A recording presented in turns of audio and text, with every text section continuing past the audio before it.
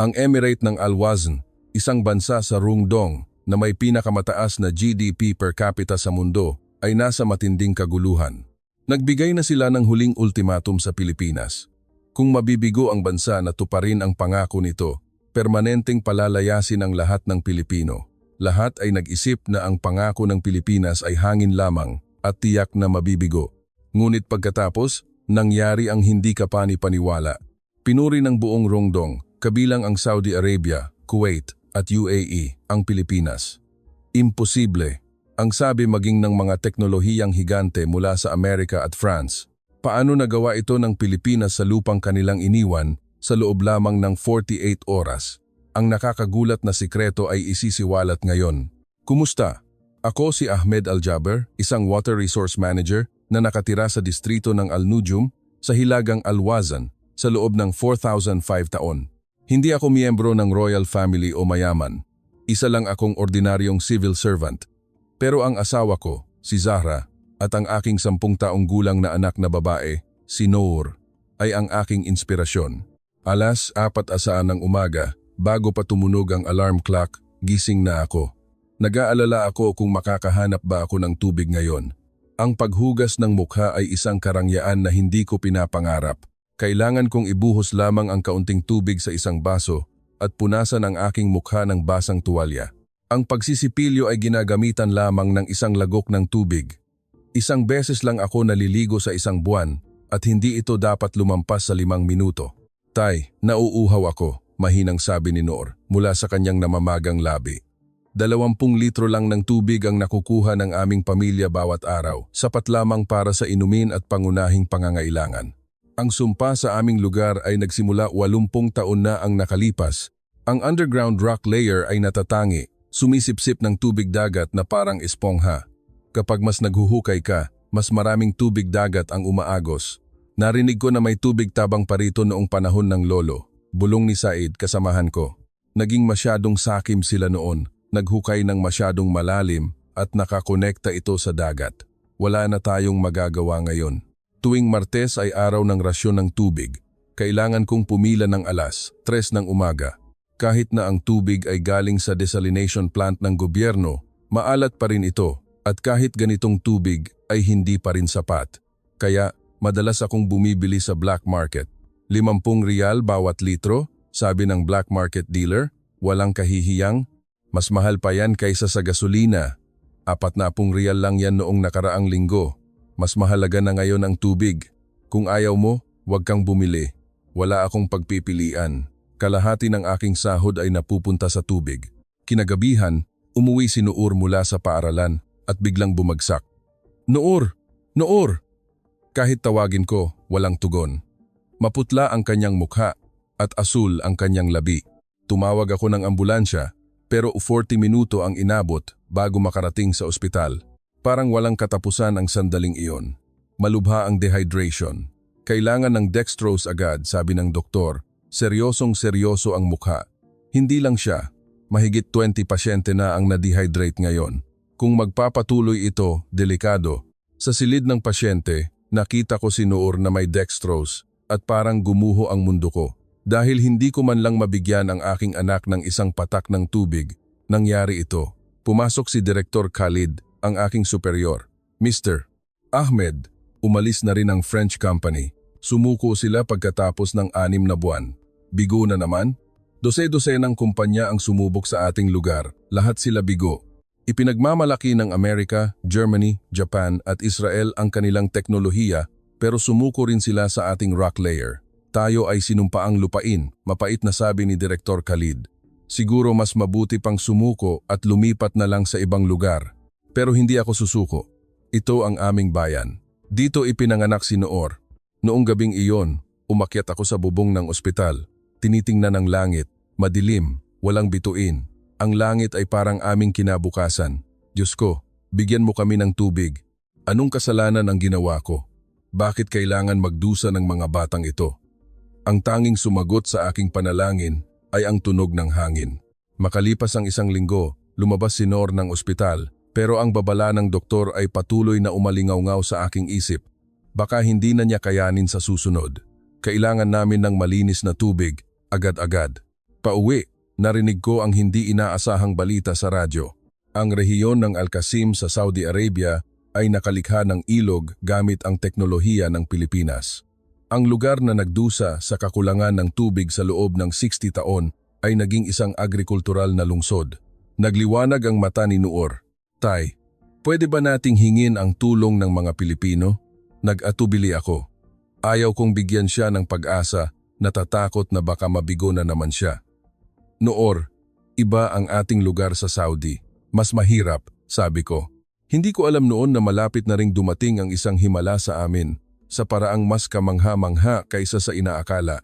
Mula noon, sunod-sunod ang balita mula sa Al-Qasim. Tuwing bubuksan ko ang TV, makikita ko ang ilog Hatan na ginawa ng Pilipinas. Ang malinaw na tubig ay umaagos sa gitna ng disyerto. Ang tanawin ay hindi kapani-paniwala.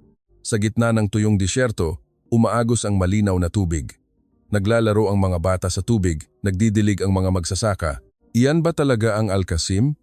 Tanong ni Zahra. Asawa ko nagtataka. Oo, iyan ang Al-Qasim na alam natin. Hindi mas maganda ang kondisyon nila kaysa sa atin. Sa katunayan, mas mayaman tayo. Pero ngayon, baliktad na. Sa trabaho, gulo rin ang lahat. Pilipinas.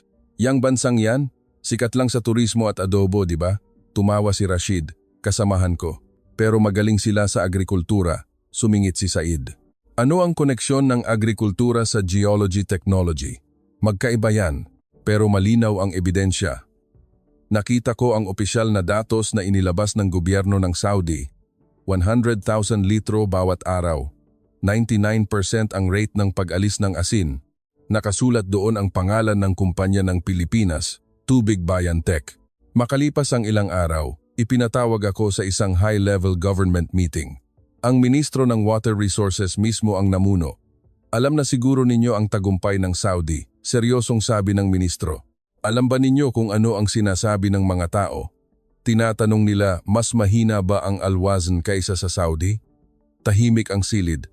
Alam ng lahat ang hindi magandang katotohanan. Hindi ba tayo mas mayaman? Bakit hindi natin magawa pero nagawa ng Saudi? Walang makasagot. Itinuro ako ng ministro. Ahmed, ikaw ang responsable sa Al-Nujum. Ano sa tingin mo? Mahal na ministro, ang geology namin ay ganap na iba sa Saudi. Ang aming rock layer. Ayaw kong makarinig ng mga palusot. Sigaw ng ministro. Nabigo ang Saudi sa loob ng 60 taon. Nalutas ito ng Pilipinas. Bakit hindi natin magagawa? Pauwi, matindi ang pressure. Kailangan ng resulta ng mga nakatataas. Umiiyak ang mga nakabababa dahil sa kakulangan ng tubig. Nang gabing iyon, habang nag-aaral si Noor, tinanong niya, Tay, nasaan ang Pilipinas? Ibinuklat ko ang mapa. Ito ay isang bansa sa Southeast Asia. Mas malaki kaysa sa Al-Wazn pero katamtaman lang kumpara sa mga bansang nakapaligid. Paanong nagkaroon ng ganyang teknolohiya ang ganyang bansa? Nagtataka rin ako, ano kaya ang kakaiba sa kanila? Kinaumagahan, may nakakagulat na balita. Pumunta si Direktor Khalid sa Al-Qasim sa Saudi, bulong ni Said. Tiningnan niya ng personal. Sabi niya, totoo raw. Nang hapon, nakita ko si Direktor Khalid. Komplikado ang kanyang mukha. Ahmed, nakita ko mismo. Isa itong tunay na himala. Kumusta po? Hindi ka pani-paniwala. May ilog talaga na umaagos sa tuyong lupa. Naglalaro ang mga bata sa tubig. Bumuntong hininga ang direktor. Pero alam mo ba kung ano ang mas kamangha-mangha? 2 linggo lang ang inabot ng Filipino team para maibomba ang unang batch ng tubig. 2 linggo? Oo. 2 taon ang ginugol ng Germany, 1 taon ng France, pero bigo. Ipinakita sa akin ng direktor ang isang litrato. Ito ay larawan ng mga Filipino technician kasama ang mga opisyal ng Saudi. Siya ang team leader, si Enger, Benny Cruz. Mukhang ordinaryong tao lang, sabi ko. Oo. Noong una, hinamak siya ng mga Saudi. Pero ngayon, itinuturing siyang bayani. Bigla tumunog ang telepono, galing sa opisina ng ministro. Mr. Ahmed, bukas ng umaga makikipagkita sa inyo ang ministro. May mahalagang desisyon na gagawin. Maghanda, mabilis ang tibok ng puso ko. Hihingi na ba tayo ng tulong sa Pilipinas? Pagdating sa bahay, sinabi ko sa pamilya ko na magkakaroon ng mahalagang pulong bukas. Iimbitahan ba nila ang mga Pilipino? Nagliwanag ang mata ni Noor. Hindi ko pa alam, pero Kakaiba talaga ang ating rock layer. Mas mahirap kaysa sa Saudi. Mataas ang posibilidad na mabigo. Hinawakan ni Zara ang kamay ko. Pero kailangan nating subukan, hindi ba? Para kay Noor. Hindi ako nakatulog ng gabing iyon. Nagpalitan ng pag-asa at takot. Paano kung mabigo rin ang mga Pilipino? Mawawala na ba ang huling pag-asa? Tumingin ako sa labas ng bintana. May full moon. Sigurado akong ganoon din ang buwan sa Al-Qasim. Pero ngayon, maaari na silang tumingin sa buwan nang hindi nag-aalala sa tubig. Diyos ko, bigyan mo kami ng pagkakataon. Kung nagawa ng Saudi, kailangan din nating magawa. Pero sa kabilang banda, may naramdaman akong kaba. Gaano kaya masasaktan ang ating pagmamalaki at anong klase ng matinding desisyon ang idudulot ng pagmamalaki na iyon? Kinabukasan, pagdating sa opisina ng ministro, may mga taong hindi ko inaasahan na naroon. Hindi lang ang mga high-level government officials, kundi may mga hindi pamilyar na Asyano na nakaupo. Ahmed, ito ang team mula sa Tubig Bayan Tech ng Pilipinas, ipinakilala ng ministro.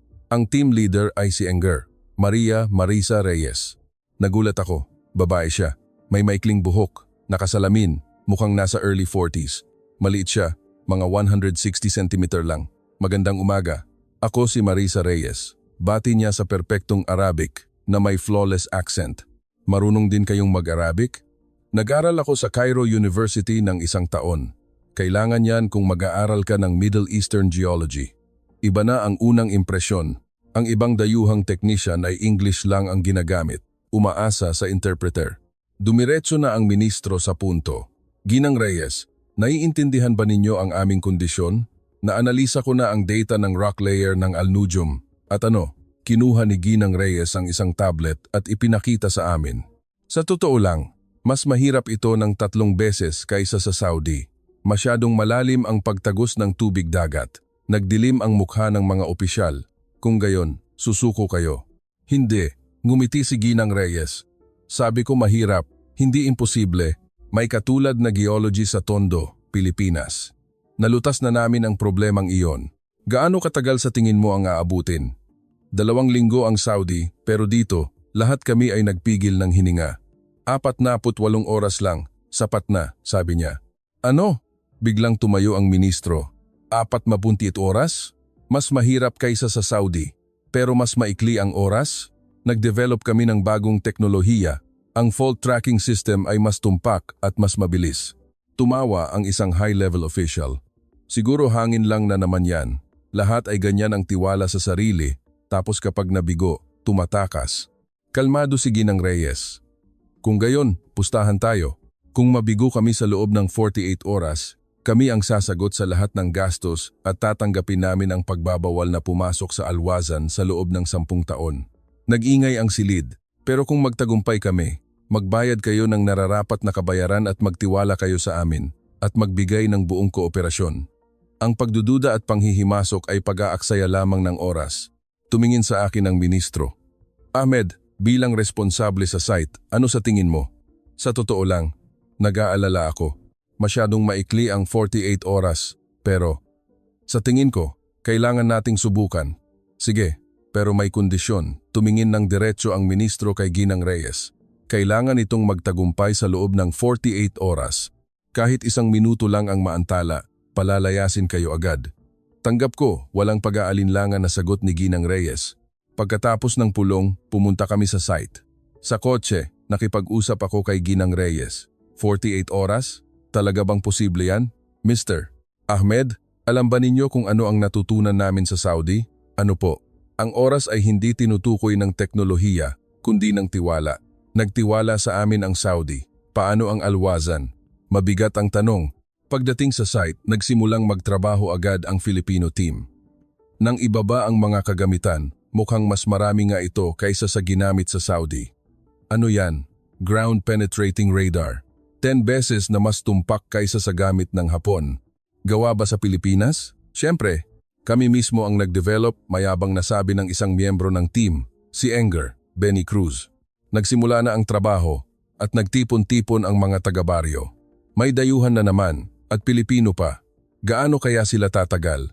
Masakit ang tingin ng mga tao dahil masyado na silang nabigo. Ngayon, hindi na sila naglalakas loob na umasa. Dumating din si Noor pagkatapos ng klase. Tay, sila ba ang mga Pilipino? Bakit ang kukunti nila? Ang ibang team ay dumating ng 12-dosenang tao. Narinig ni Ginang Reyes ang sinabi ni Noor at lumapit. Hello, anong pangalan mo? Noor po, ang ganda ng pangalan mo. Ang daming tao ay hindi nangangahulugan ng maganda. Ang mahalaga ay galing. Kumuha si Ginang Reyes ng isang bagay mula sa kanyang bag, pili nuts. Tikman mo to. Galing pa to sa Pilipinas. Salamat po, masayang tinanggap ni Noor ang pili nuts. Teacher, magkakaroon ba talaga ng tubig ang aming nayon? Hinaplos ni Ginang Reyes ang ulo ni Noor. Maghintay ka pa ng 48 oras. Bibigyan kita ng malinis na tubig, sigurado. Ang pangungusap na iyon ay nagbigay ng init sa puso ko pero nag-aalala rin ako. Magiging posible ba talaga ang 48 oras? Pagkatapos ng paglubog ng araw, opisyal na nagsimula ang trabaho. Naghanda ang Filipino team na magtrabaho buong gabi. Mr. Ahmed, pwede mo ba akong ipagtimpla ng Barako coffee? Tanong ni Ginang Reyes. Oo, pero mahal ang kape dahil mahirap ang tubig. Alam ko, pero malapit na tayong makainom ng marami. Ang ganoong tiwala ay kamangha-mangha. Hindi pa nagsisimula, pero tiwala na sila sa tagumpay. Ginang Reyes, bakit niyo sinabing 48 oras? Masyado yang mapanganib na pustahan, sabi ko. Mr. Ahmed, minsan. Ang matinding pagkadismaya ang pinakamahusay na tagapag-udyok, sagot ni Ginang Reyes habang sinusuri ang kagamitan. Ang pressure ng 48 oras ay magpapataas sa aming focus. Nagsimula ang unang gabi ng ganito. Tiningnan ko ang relo, 8 p.m. Eksakto, 48 oras ang natitira. Nagsimula na ang countdown ng kapalaran. Ang unang 12 oras ay ginugol sa pag-survey gamit ang mga kagamitan ng Filipino team. Nagtrabaho sila ng walang tigil. Mr. Ahmed, tingnan mo to, tawag sa akin ni Enger. Benny Cruz, ang engineer. Sa isang komplikadong screen. Ano yan? 150 metro sa ilalim ng lupa. Tingnan mo to. May espesyal na cavity. Tiningnan ko ng detalyado ang screen. Iba ang kulay. Ito ba ay isang freshwater layer? Hindi pa kami sigurado pero posible, sabi ni Ginang Reyes na lumapit. Nagtrabaho siya buong gabi pero hindi mukhang pagod. Nakita ko na, tama ang hinala ko. Anong hinala po? Ang rock layer ng Alwazan ay hindi lang ordinaryong espongha. Ito ay isang labirinto at sa isang lugar sa labirinto na iyon may fresh water na nakulong. Isang kamangha-manghang pag-unawa. Ang bagay na hindi namin alam sa loob ng 12-dosenang taon ay natuklasan sa loob lamang ng 11 oras. Pero may problema, sabi ni Enger.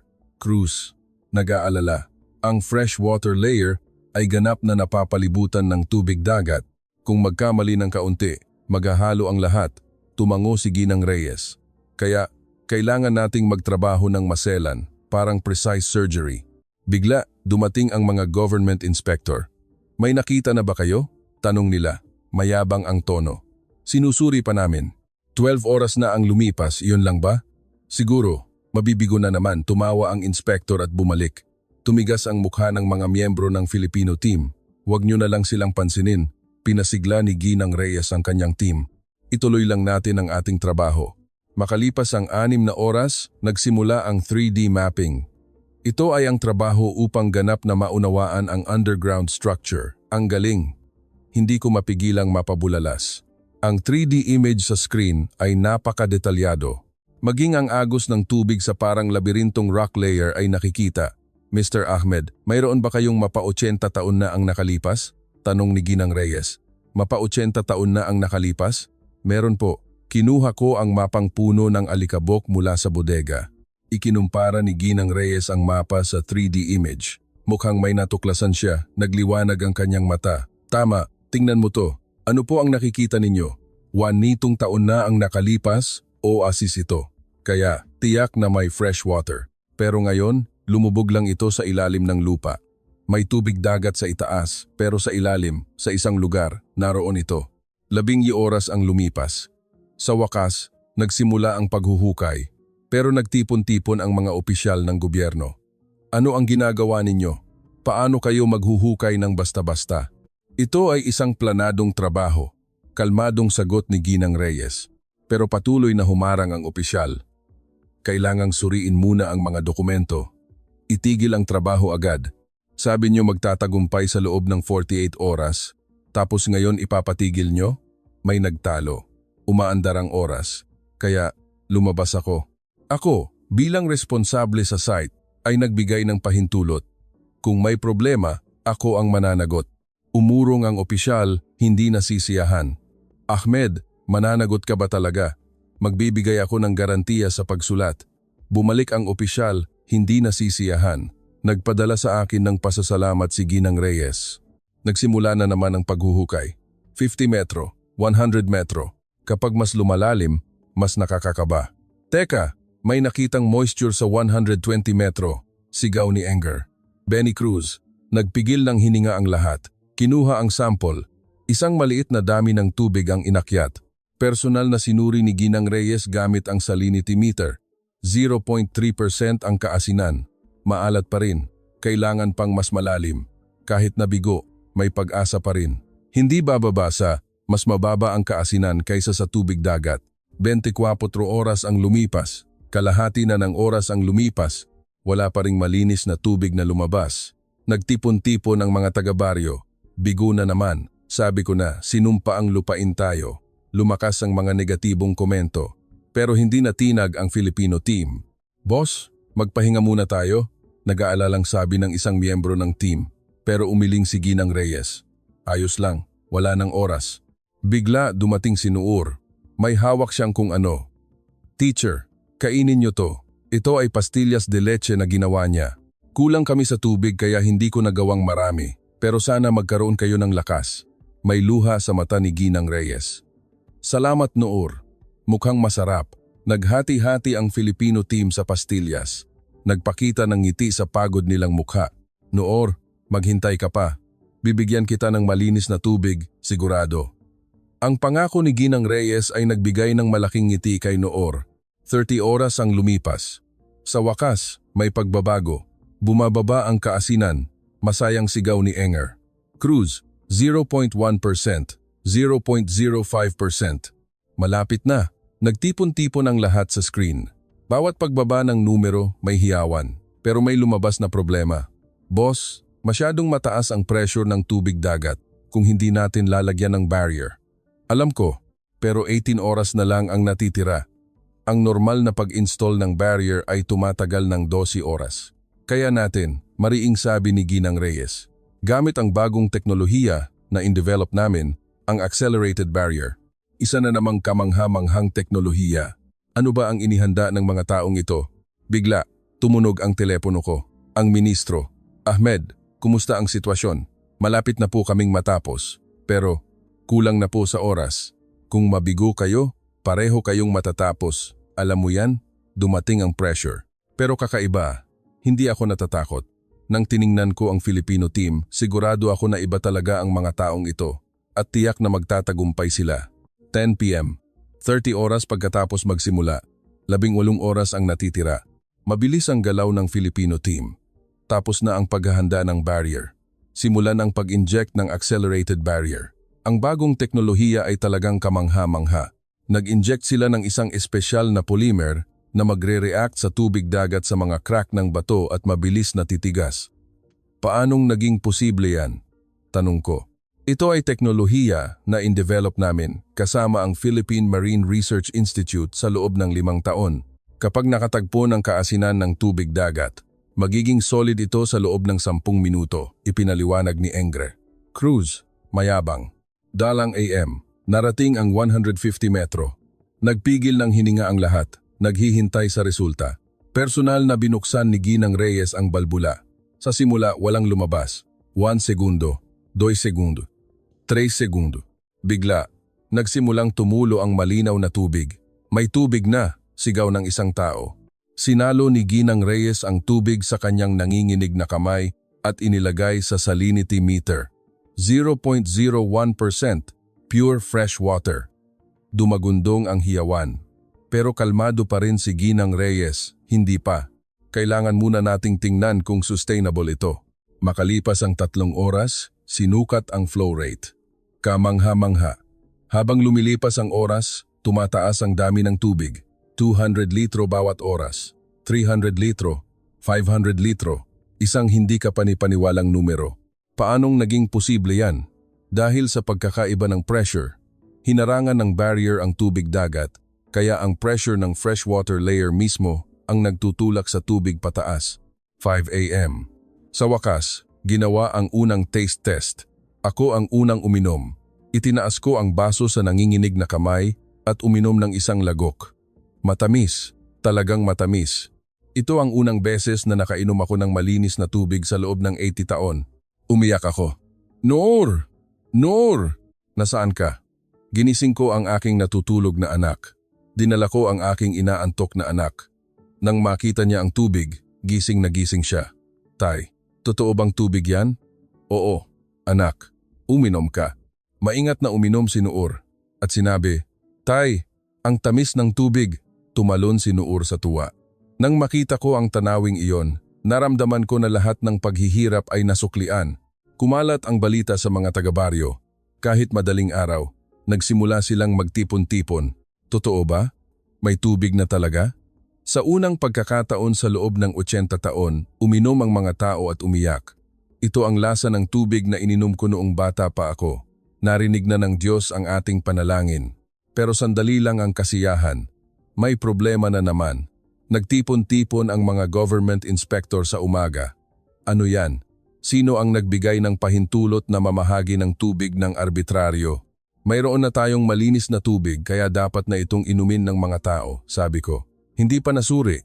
Kung magkakaroon ng problema, mananagot ka ba? Gusto nilang harangan ng lugar. Hindi. Lumabas si Ginang Reyes. Ang tubig na ito ay ganap na ligtas. Ginagarantiya ko. Sino ka para magbigay ng garantiya? Ako ay isang sertipikadong water safety inspector mula sa World Health Organization. Ipinakita ni Ginang Reyes ang kanyang ID. Naguluhan ng mga inspektor. Gayunpaman, ang procedure ay procedure. Gagamit ba kayo ng procedure sa harap ng mga taong uhaw sa loob ng 80 taon? Ang boses ni Ginang Reyes ay may lakas. Ang tubig ay pag-aari ng publiko. Walang sinuman ang makakapigil. Sa wakas, umurong ang mga inspektor. 8 a.m. Personal na dumating ang ministro sa site. Komplikado ang kanyang mukha. Talaga bang nagtagumpay kayo? Pakisubukan po ninyo. Uminom ang ministro. Lumaki ang kanyang mata. Ito ba ay tubig mula sa ating lupa? Oo. At maaari itong ibigay ng walang limitasyon. Walang limitasyon? Ipinakita ni Ginang Reyes ang data. Ang freshwater layer ay malaki. Kung maayos ang pamamahala, maaari itong magbigay ng tubig sa buong Alnudium. Hindi nakapagsalita ang ministro sandali. Tapos, sinabi niya, Patawarin niyo ako sa pagdududa sa inyo. Humihingi ako ng tawad talaga. Ito ang unang pagkakataon na nakita kong yumuko ang isang high-level official. Ayos lang po. Ang mahalaga ay mula ngayon. Tiningnan ni Ginang Reyes ang relo. 36 oras na ang lumipas. 2 oras na lang ang natitira. Ano ang susunod ninyong gagawin? Kailangan naming gawing stable ang system at maghanda para sa pagpapalawak. Tapos, tumingin si Ginang Reyes kay Noor. Tinupad ko ang pangako ko. Ngayon, makakainom ka na ng malinis na tubig araw-araw. Tumakbo si Noor at niyakap si Ginang Reyes. Teacher, salamat po talaga. Ang galing ng Pilipinas. Bigla, tumunog ang telepono. Ang asawa ko. Mahal, nakita ko ang balita. May tubig na ba talaga sa ating nayon? Oo. Ngayon, hindi na tayo mag-aalala sa tubig. Umiyak din ang asawa ko. Tanghali, may nangyaring kamangha-mangha. Kusang lumabas ang mga taga-baryo. Tutulong din kami.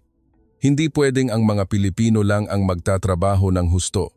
Nagtulungan ang mga lalaki sa pagdadala ng kagamitan. Naghanda ng pagkain ang mga babae. Ito ay minana sa aming pamilya, isang 100 taong gulang na banga. Gusto ko na itong lagyan ng totoong tubig, sabi ng isang lola, nagdala ng lumang banga. Personal na nilagyan ni Ginang Reyes ng tubig ang banga. Lola, makakainom na kayo ng ganitong tubig araw-araw ngayon. Salamat, ipinadala kayo ng Diyos. Hapon, may nangyaring hindi ka panipaniwala. Boss, patuloy na tumataas ang flow rate? Magkano na? Mahigit 1,000 litro bawat oras na. Nagulat ang lahat. 5 beses na mas marami kaysa sa inaasahan. Ang underground structure ay mas komplikado kaysa sa inakala namin. Parang may maraming freshwater layers na nakakonekta, masayang ipinaliwanag ni Enger. Cruz. 6 p.m. 46 oras pagkatapos magsimula, nagtipon-tipon ang media, mula sa state-run TV hanggang sa Al Jazeera. Paanong nagawa ninyo sa loob ng 48 oras? Mas masahol ang kondisyon ng Al Wazn kaysa sa Saudi, pero mas maikli ang oras. Nagbigay ng panayam si Ginang Reyes. Mahalaga ang teknolohiya, pero mas mahalaga ang tao. Dahil nagtiwala at tumulong sa amin ang mga taga-Al Wazn, naging posible ito. Ano ang plano sa hinaharap? Gusto naming palaganapin ang teknolohiyang ito sa buong Al Wazn para wala nang magdusa sa kakulangan ng tubig. 8 p.m. Eksakto, 48 oras. Opisyal na nag-anunsyo ang ministro. Tinupad ng mga Filipino technician ang kanilang pangako. Hindi, nalampasan pa nila ang pangako. Libu-libong tao ang nagtipon sa plaza, sumisigaw ng Pilipinas. Pilipinas! Pilipinas! Umalingaw-ngaw ang sigaw. Pagod man ang team ni Ginang Reyes, mukha silang masaya. Ngayon, pwede na kayong matulog, hindi ba? Sabi ko. Hindi pa, tumawa si Ginang Reyes. Nagsisimula pa lang ito. Ang tunay na trabaho ay magsisimula mula ngayon. Noong gabing iyon, sa unang pagkakataon sa buhay ko, naligo ako. Isang karangyaan sa loob ng 45 taon. Habang umaagos ang tubig, naisip ko, may himala talaga. At ang himalang iyon ay galing sa Pilipinas. Ang kasiyahan sa tagumpay ay hindi nagtagal. Makalipas ang 2 araw, nagsimula ang hindi inaasahang pag-atake. Peke, yan. Niloloko tayo ng mga Pilipino. Lumakas ang pagpuna sa pulong ng tribal chief sa lugar. Si Sheikh Rashid Al Fahad, ang maimpluwensyang chief, ang nag-udyok. Isipin nyo, isang bagay na hindi nagawa sa loob ng 10 taon ay nagawa sa loob ng 48 oras? Makatuwiran ba yan? Pero may tubig na lumabas, hindi ba? Pagtatalo ko. Naglagay lang sila ng fresh water sa ilalim at ipinakita sa atin, kahit walang katuturan, may mga taong naniwala. Oo, sa Saudi, maganda noong una, pero nagkaproblema rin. Siguro gusto ng mga Pilipino ang underground resources natin. Nagsimulang kumalat ang chismis. Pumunta ako kay Ginang Reyes. May ganyang chismis na kumakalat. Paano nyo haharapin? Inasahan ko na po. Hindi inaasahang kalmado si Ginang Reyes. Normal lang na matakot sa bago. Pero kung ganyan ang sitwasyon, patunayan natin sa data. Ibunyag ang lahat ng transparent. Kinaumagahan, gumawa ng kamangha-manghang desisyon si Ginang Reyes. Mag-install kami ng real-time monitoring system para makita ng lahat 24 oras sa isang araw. Hindi na kailangan ang ganyan kalaking hakbang, sabi ko. Ang tiwala ang pinakamahalaga. Kailangan naming patunayan na walang tinatago. Nag-install ng malaking screen sa plaza ng Nayon na nagpapakita ng kalidad ng tubig at flow rate ng real-time. Pero hindi sumuko si Al Fahad. Peke rin ang mga numero. Kailangan naming suriin ng personal. Inudyukan niya ang mga tribo na humingi ng on-site inspection. Pwedeng-pwede po kayong pumunta kahit kailan, sagot ni Ginang Reyes. Tingnan at suriin niyo ng personal. Dumating ang inspection team. Si Al Fahad mismo ang namuno, kasama ang 30 miyembro. Gusto nilang suriin ang bawat sulok. Ibinunyag ng Filipino team ang lahat, maging ang technical blueprints ay ipinakita. Ito ang blueprint ng barrier, ipinaliwanag ni Enger Cruz. Pero hindi nakinig si Al Fahad. Masyadong komplikado, gusto lang kayong linlangin. Bigla, lumabas si Noor. Tito, bakit po ganyan kayo? Totoo ang tubig. Umalis ka bata? Sigaw ni Al Fahad. Umiyak si Noor, ang nanay ko. Sa unang pagkakataon sa loob ng 80 taon, nagluto gamit ang malinis na tubig. Pero bakit? Huwag kang maniwala sa mga panlilinlang na ginawa. Patuloy si Al Fahad sa pagmamatigas. Bigla, lumabas si Ginang Reyes. Sheikh Al Fahad, ano po ba talaga ang inaalala ninyo? Ano? Iniisip ba ninyo na peke ang tubig o may kinakatakutan kayong iba? Isang matalim na tanong. Wala akong kinakatakutan. Kinakatakutan ninyo ba ang pagbabago? Ang sistema na umiiral sa loob ng 10 taon ay magbabago. Nahit niya ang kuko sa ulo. Si Al Fahad ay ang taong gumagamit ng water crisis para mapanatili ang kanyang kapangyarihan. Ano ang alam mo? Alam ko na dumaan din ang Pilipinas sa mga katulad na bagay, pero kapag tinanggap mo ang pagbabago, magsisimula ang tunay na pag-unlad, kalmadong sabi ni Ginang Reyes. Naging tensyonado ang kapaligiran. Sumimangot ang mga tagasunod ni Al Fahad. Umalis na kayo, mga manloloko. Bigla, may nangyaring kamangha-mangha. Lumabas si Lolo Hasan, Ang pinakamatanda sa nayon, 95 taong gulang. Hassan Al-Fahad, tama na. Nakita ko ang lahat. Nalinlang din ang lolo. Nabuhay ako ng 80 taon. Hindi ko pa ba alam kung ano ang totoo at peke? Dahan-dahang lumapit si Lolo Hassan at uminom ng isang lagok ng tubig. Ito ang totoo. Ito ang tubig na ininom ko noong bata pa ako. Tapos, tumingin si Lolo Hassan ng diretso kay Al-Fahad. Alam ko ang lahat tungkol sa iyong water monopoly at ang pagkakitaan mo. Dapat ka nang tumigil ngayon. Isang anunsyo na parang bomba. Namula ang mukha ni Al-Fahad. Ano ang sinasabi mo? Ang kalahati ng tubig ay napupunta sa bulsa mo. Akala mo hindi ko alam. Kaya ka natatakot na maging totoo ang tubig na ito dahil matatapos na ang negosyo mo. Nagsimulang mag-ingay ang mga tao. Ang mga Pilipinong ito ay hindi humihingi ng pera, gusto lang nilang tulungan tayo. Tumingin si Lolo Hassan kay Ginang Reyes. Salamat. Maraming salamat talaga. Binaligtad ang kapaligiran. Nagsimulang sumigaw ang mga taga-baryo laban kay Al-Fahad. Linoloko pala niya tayo sa lahat ng panahon. Nagnegosyo siya sa tubig. Pinalaya si Al-Fahad at ang kanyang mga kasamahan. Nang gabing iyon, may telepono mula sa gobyerno. Mr. Ahmed, sinabi ng ministro na kailangan mong pumunta agad. Pagdating sa opisina, may hindi inaasahang tao doon. Hindi lang ang mga opisyal ng gobyerno, kundi isang special envoy mula sa emir. Interesado ang emir sa bagay na ito. Personal ba? Opo. Pupunta siya rito mismo bukas, isang kamangha-manghang balita. Ang pinuno ng bansa ay pupunta mismo. Sinabi ko sa Filipino team na makakatanggap sila ng pinakamataas na pagtanggap gabi. Sinabi ko kay Ginang Reyes na pupunta ang emir. Isang malaking karangalan po. Hindi ka ba excited? Bakit? Ginawa lang namin ang dapat naming gawin. Isang kamangha-manghang tao talaga. Kinaumagahan, may problema na naman. Boss, may system malfunction. Dali-daling tumakbo si Enger. Cruz, anong problema? May naggalaw ng kagamitan kagabi. Siguradong gawa yan ni Al-Fahad at ng kanyang mga tao. Malapit nang dumating ang emir. Anong gagawin natin? Maaayos ba?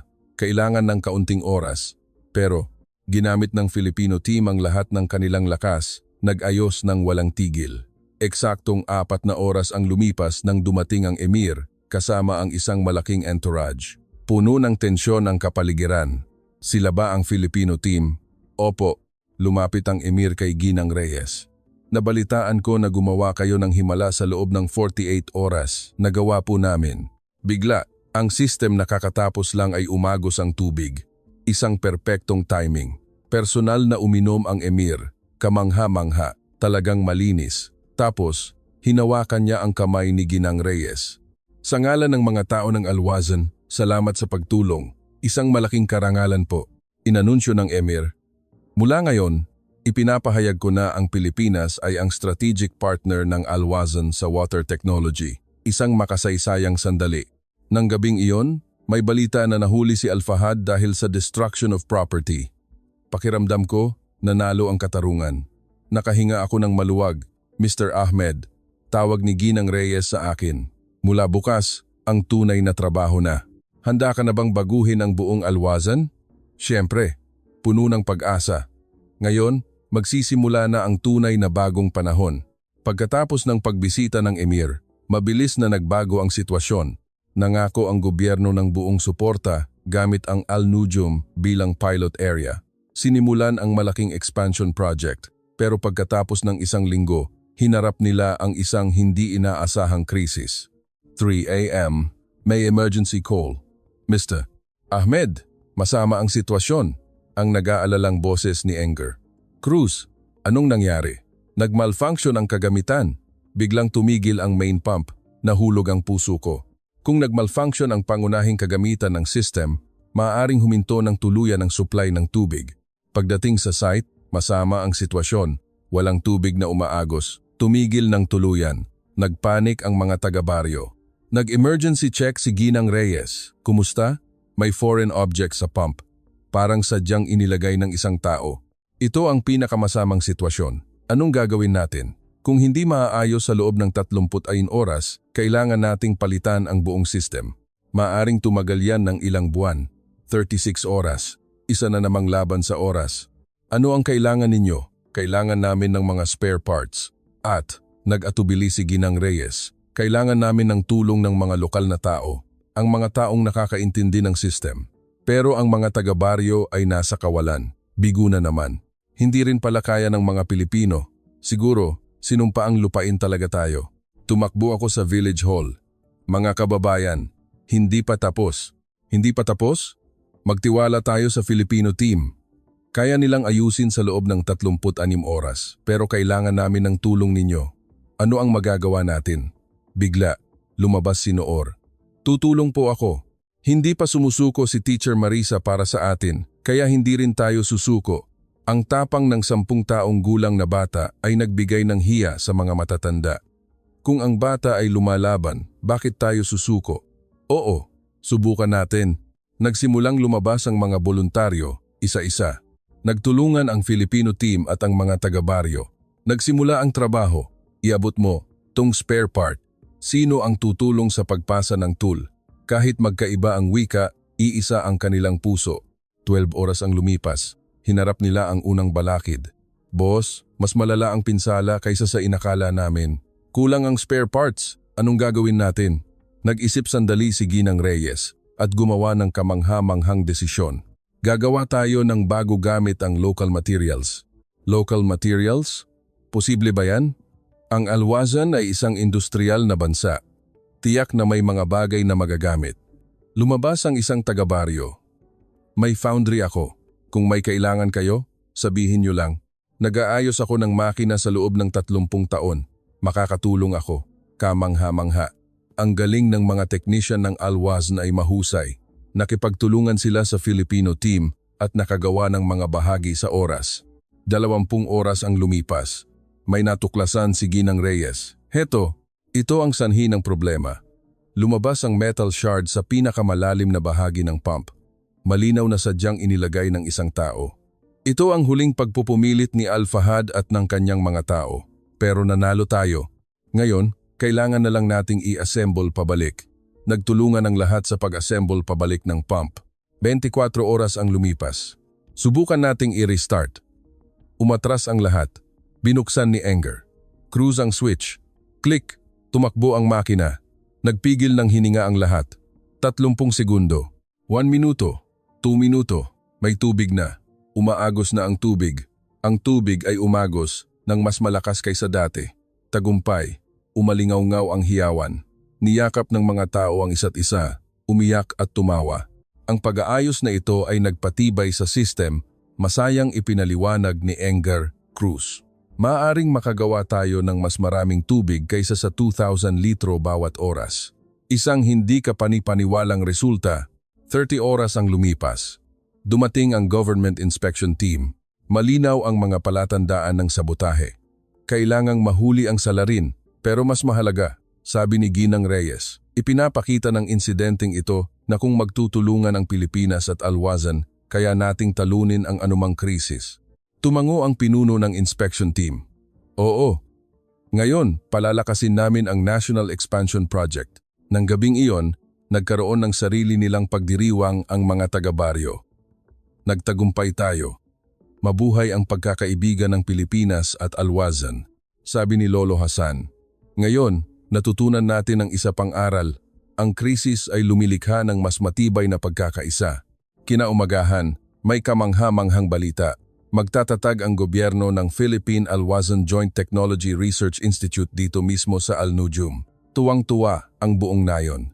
May research institute, kaya magkakaroon ng trabaho. Babalik ang mga kabataan. Mr. Ahmed, sabi ni Ginang Reyes sa akin, interesado ka ba sa posisyon ng Deputy Director? Ako po. Kailangan namin ng isang taong may karanasan sa site at makakapag-ugnay sa 2 bansa. Isang alok na parang panaginip. Makalipas ang 1 linggo, kailangang bumalik ni Ginang Reyes sa Pilipinas. Sa airport, daan-daang tao ang nagtipon. Bumalik ka ulit. Kailangang mag-aral ng anak ko sa Pilipinas. Puno ng pag-aalala ang pamamaalam. Tumakbo si Noor at lumapit. Teacher, kunin niyo po ito. Ito ay isang sulat na sulat kamay at isang drawing. Ito ay larawan ng isang asul na disyerto na nilikha ng Pilipinas at Alwazan. Salamat Noor. Dapat kang maging magaling na water scientist. Gusto ko pong maging katulad niyo, teacher. Nang tiningnan ko ang eroplanong umaalis, Naisip ko, ang 36-hour crisis ay nagpatibay sa amin at ang tunay na himala ay nagsisimula pa lang. Nagtapos ang 26-hour battle. Pagkatapos maging stable ang system, ang Filipino team sa huling 12 oras ng 48-hour deadline ay gumawa ng isang kamangha-manghang bagay. Ipapakita namin ang tunay na regalo ngayon, ngumiti si Ginang Reyes. Hindi pa kayo nagpapahinga, pero nandito na naman kayo sa site? Ano pa po ang inihanda ninyo? Isang smart water management system. Ito ang magiging una sa Alwazen. Ang mga karagdagang kagamitan na dinala ng Filipino team ay nagsimulang install, solar panel, automatic sensor, remote control system. Ano to? Mula ngayon, maaari ninyong tingnan ang status ng tubig sa pamamagitan ng smartphone. Ang artificial intelligence ang magmamanage nito ng automatiko. Ito ang sandali na nilutas ng teknolohiya ng ika-21 siglo ang 80 taong gulang na problema. 45 oras ang lumipas, tapos na ang system. Ngayon, subukan nyo nang i-download ang app. Nag-install ang mga taga-baryo ng app sa kanilang smartphone. Nakikita nila ang kalidad ng tubig, dami ng tubig, at status ng system ng real-time. Wow! Ito ba talaga ang tubig ng ating nayon? Nagulat si Noor sa screen. Noor, subukan mong pindutin ang button na to, inirekomenda ni Ginang Reyes. Pinindot ni Noor ang button, at ang fountain sa plaza ay gumana. Wow! Ako ang gumawa. Ito ang unang fountain sa nayon sa loob ng 80 taon. Naghiyawan ang mga bata at nagtipon-tipon sa fountain. 46 oras ang lumipas. May nangyaring mas kamangha-mangha pa. Ito ay isang espesyal na regalo, nagdala si Enger. Cruise ng isang malaking kahon. Ano po? Isang hydroponics kit. Tubig lang ang kailangan at maaari nang magtanim ng gulay, agrikultura sa disyerto. Isang bagay na hindi man lang pinangarap. Kamatis, lettuce, cucumber, kaya na ring itanim.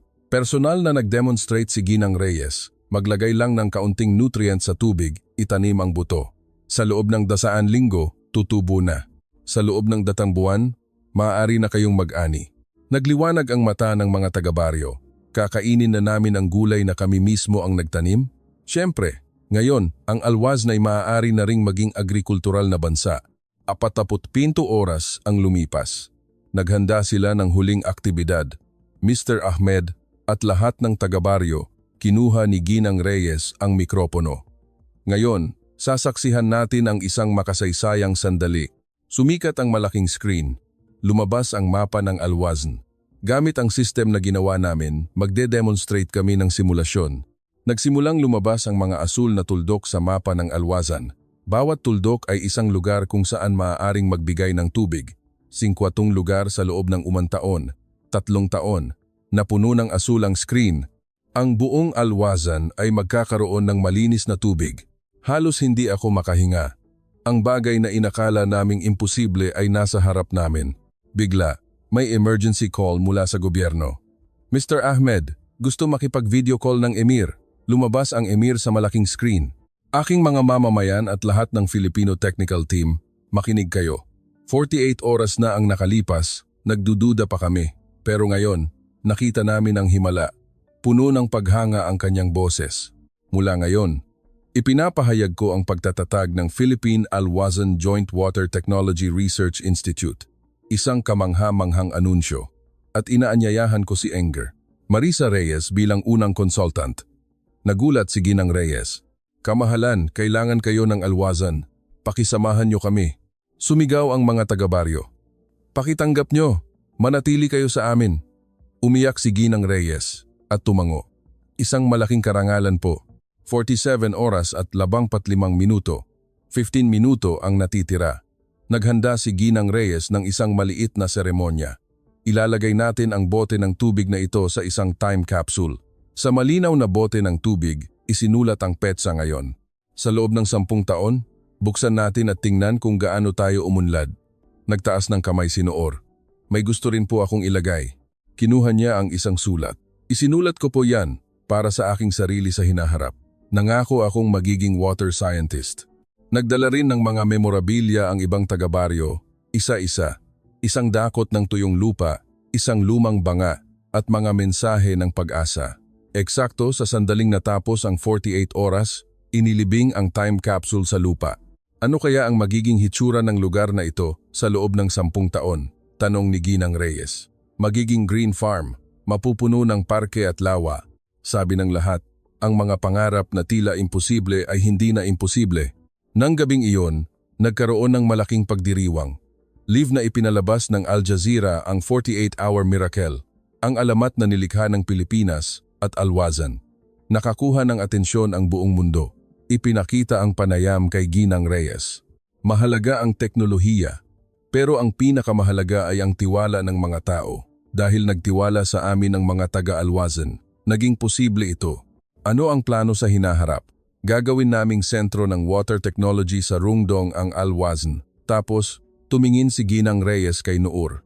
Gagawa kami ng susunod na henerasyon ng mga siyentipiko. Sila ang gagawa ng tunay na himala. Nagpatuloy ang pagdiriwang hanggang umaga. Naghalo ang tradisyonal na sayaw ng Pilipinas at Alwazan. Ang inihaw na tupa at datiles ay nasa iisang mesa. Cheers! Nag-cheers sila gamit ang malinis na tubig. Isang karangyaan sa loob ng 80 taon. Kinaumagahan may lumabas na kamangha-manghang tanawin. Boss, tingnan mo to. Masayang tawag ni Enger. Cruz, nagsimulang tumubo ang maliliit na damo sa paligid ng fountain. May tubig, may buhay na nagsisimula, emosyonal na sabi ni Ginang Reyes. Makalipas ang 1 linggo, oras na para umalis ang Filipino team. Sa airport, libu-libong tao ang nagtipon. Huwag na kayong umalis, kailan kayo babalik? Puno ng pag-aalala ang pamamaalam. Kinuha ni Ginang Reyes ang mikropono. Umalis man kami, ang teknolohiya at pagkakaibigan ay mananatili. Tapos, tumingin siya kay Noor. Magkikita tayo ulit sa Research Institute sa lalong madaling panahon. Walang tigil sa pagwagayway ang mga tao hanggang sa mawala ang eroplano sa paningin.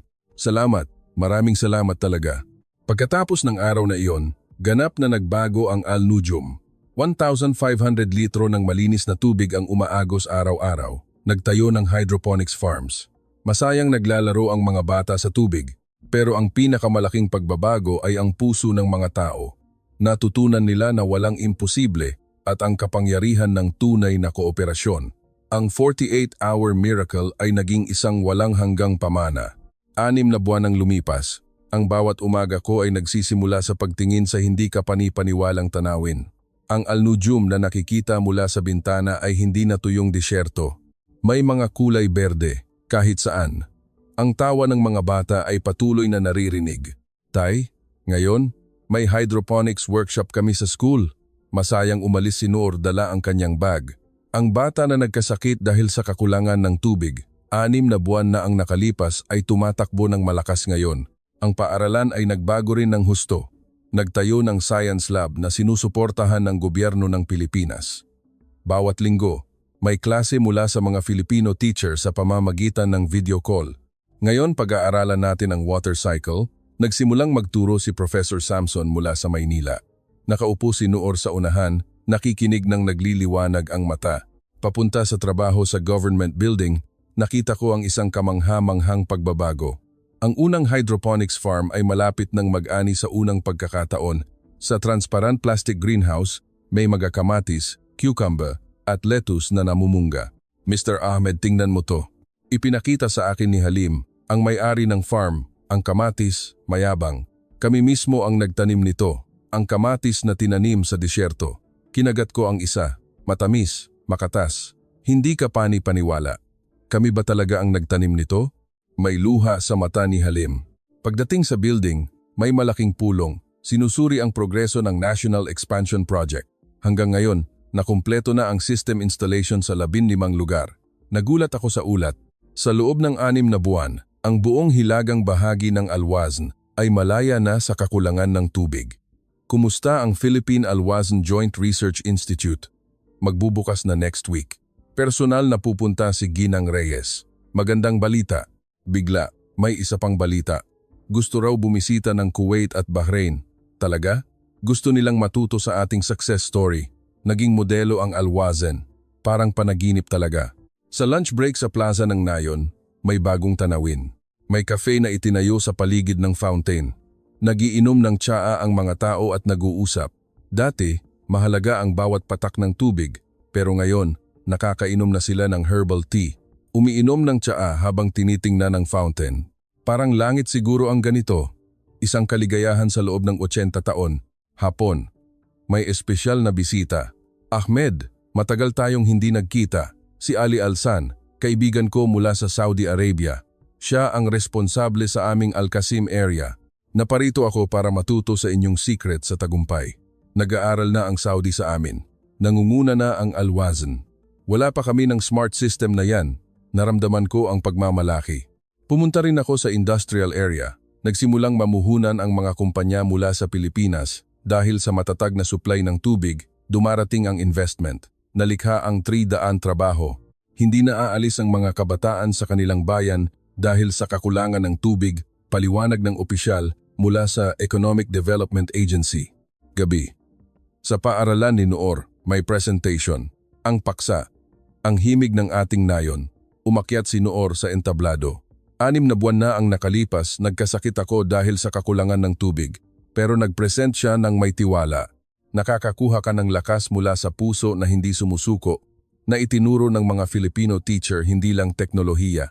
Pagkatapos ng presentation, bumati si Noor sa Filipino. Salamat po at sinabi pa, mahal ko po ang Pilipinas. Kahit hindi malinaw ang accent, ramdam ang katapatan. Pag-uwi, naghanda ng espesyal na hapunan ang asawa ko. Bakit? Nalimutan mo ba ang anniversary natin? Oo, dahil masyado akong nag-alala sa tubig, nakalimutan ko ang maliliit na anibersaryo sa buhay namin. Ngayon, may kabuluhan na ito. At tingnan mo to, ipinakita ng asawa ko ang isang flower pot. May maliliit na bulaklak na namumulaklak. Ang unang bulaklak na tinanim sa aming bahay. Ang bulaklak na namulaklak sa loob ng 10 taon. Pagkatapos kumain, naglakad kaming buong pamilya. May riverside walk na bagong gawa, kahit artificial river, umaagos ang tubig na parang totoong ilog. Tay, pwede ba tayong lumangoy dito? Hindi pa, pero magkakaroon tayo ng swimming pool sa lalong madaling panahon. Wow! Tumakbo si Noor, excited. Bigla, tumunog ang telepono. Si Ginang Reyes. Mr. Ahmed, kumusta ka? Dr. Marisa, masaya akong marinig ang boses mo. Pupunta ako next week, pero may espesyal na balita ako. Ano po? Nag-apply si Noor sa Philippine Science Camp at napili siya. Nagulat ako. Talaga? Mag-aaral siya ng science sa Pilipinas sa loob ng 10 linggo. Sinuportahan ang lahat ng gastos. Sinabi ko kay Noor. At tumalon siya sa tuwa. Pupunta talaga ako sa Pilipinas? Makikita ko ba si Teacher Marisa? Pupunta rin ako sa University of the Philippines at sa Research Institute. Nang gabing iyon, bago matulog, sabi ni Noor, Tay, may pangarap na po ako. Ano? Mag-aaral ako sa Pilipinas, maging best water scientist sa mundo, at tutulong ako sa mga bansang kulang sa tubig tulad ng Africa. Isang malaking pangarap para sa 10 taong gulang na bata. Kaya mo yan, naniniwala ako sa iyo.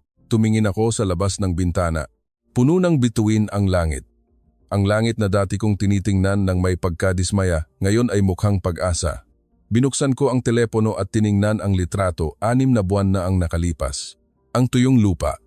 Ang namamagang labi, ang nawawala ng pag-asa na mukha, at inikumpara ko sa kasalukuyang litrato, ang lunti ang parang, ang mga ngiti, ang umaagos na tubig.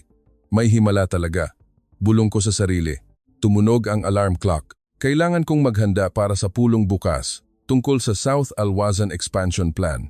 Ngayon, oras na para ibahagi ang natutunan namin sa ibang lugar.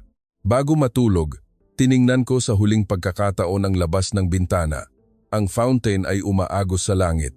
Ang mga patak ng tubig ay nagliliwanag sa sinag ng buwan, parang bituin. Isang tanawin na hindi ko naisip.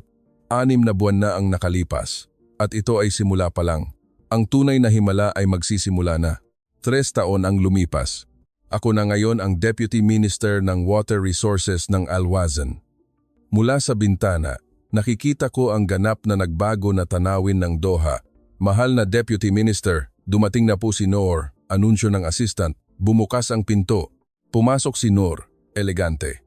Si Noor, 30 taong gulang, ay bumalik mula sa Philippine Science High School Exchange Program. Tito Deputy Minister, bati ni Noor, nagbibiro.